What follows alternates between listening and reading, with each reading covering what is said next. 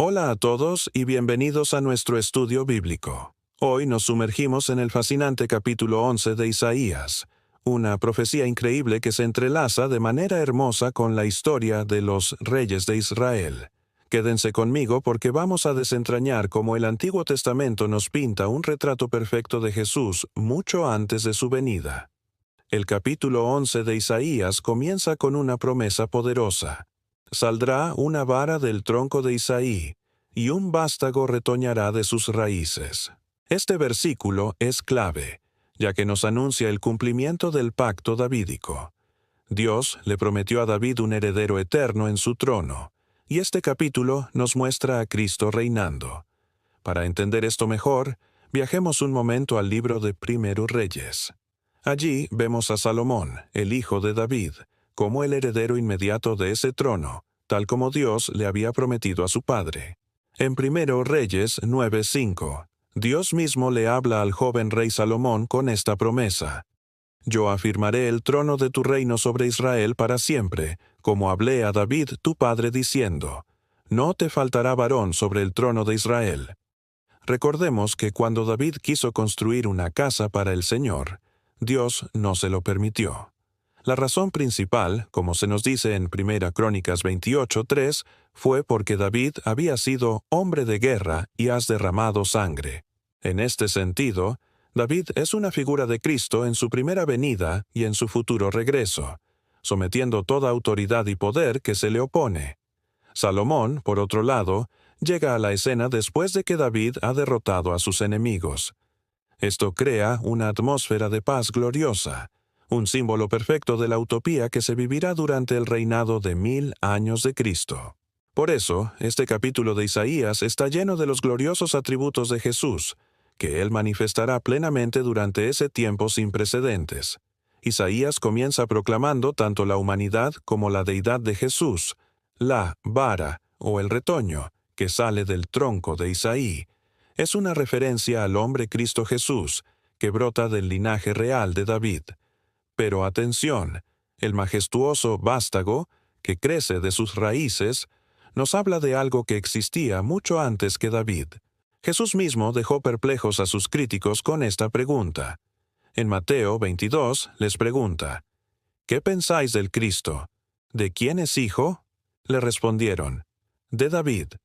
Él les dijo: pues, ¿cómo David en el Espíritu le llama Señor, diciendo: dijo el Señor a mi Señor, siéntate a mi derecha, hasta que ponga a tus enemigos por estrado de tus pies? Pues si David le llama Señor, ¿cómo es su hijo?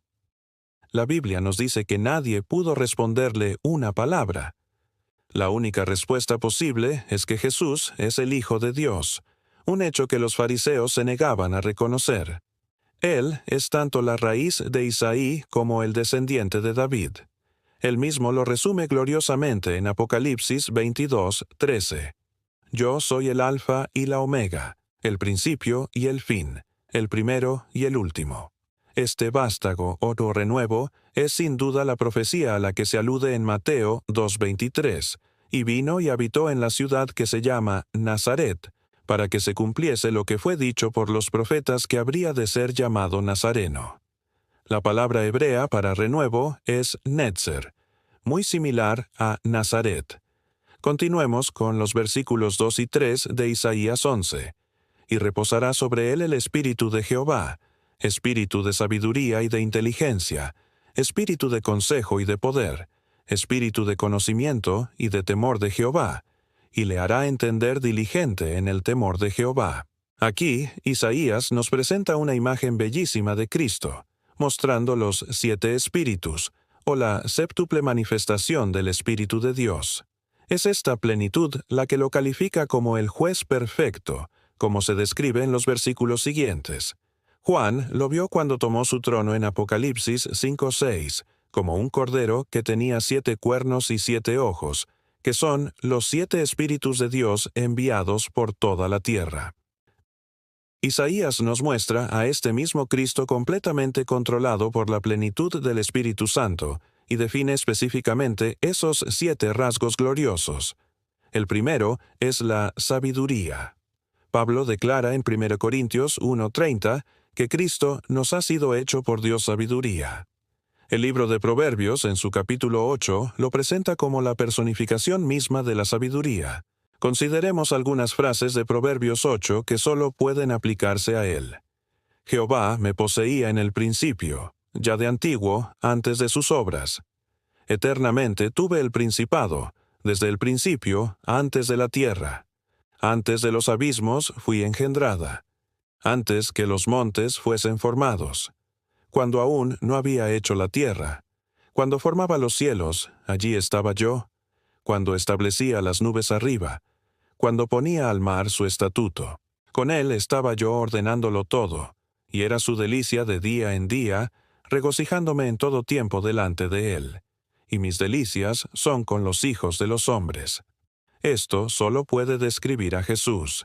El segundo espíritu que se menciona en Isaías es el de inteligencia o entendimiento. Esto significa que Él comprende todas las cosas, entiende la voluntad de Dios y todos sus propósitos.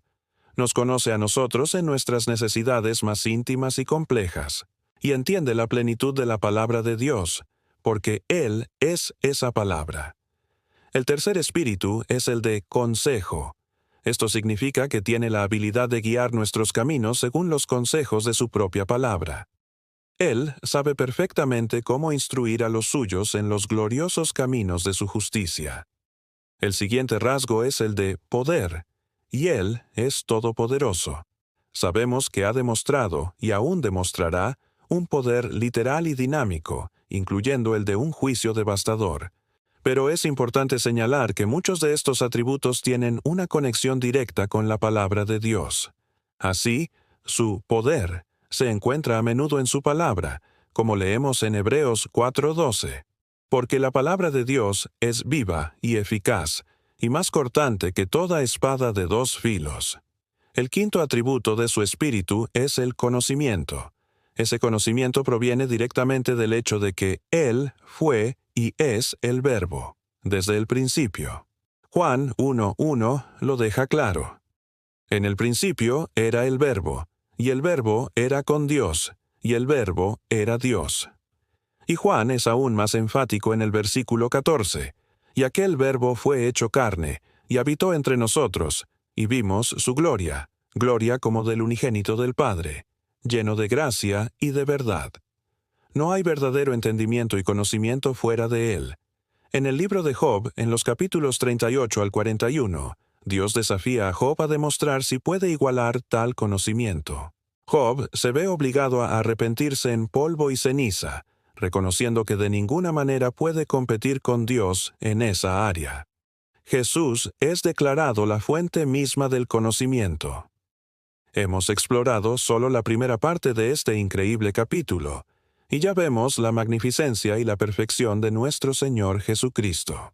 La profecía de Isaías nos revela su naturaleza divina y humana, su rol como rey pacífico y su perfecta calificación como juez, todo gracias a la plenitud del Espíritu de Dios que reposa en él. Espero que este estudio haya sido de bendición para sus vidas. Meditemos en estas verdades y dejemos que transformen nuestra manera de ver a Jesús. Él no es solo un personaje histórico, es el Rey eterno, la sabiduría encarnada y la fuente de todo conocimiento. Muchas gracias por acompañarnos. Si este mensaje te ha animado, no olvides darle me gusta, compartirlo con otros y suscribirte a nuestro canal para no perderte la continuación de este estudio y más contenido como este. Que la paz de nuestro Señor Jesucristo esté con todos ustedes. Nos vemos en el próximo video.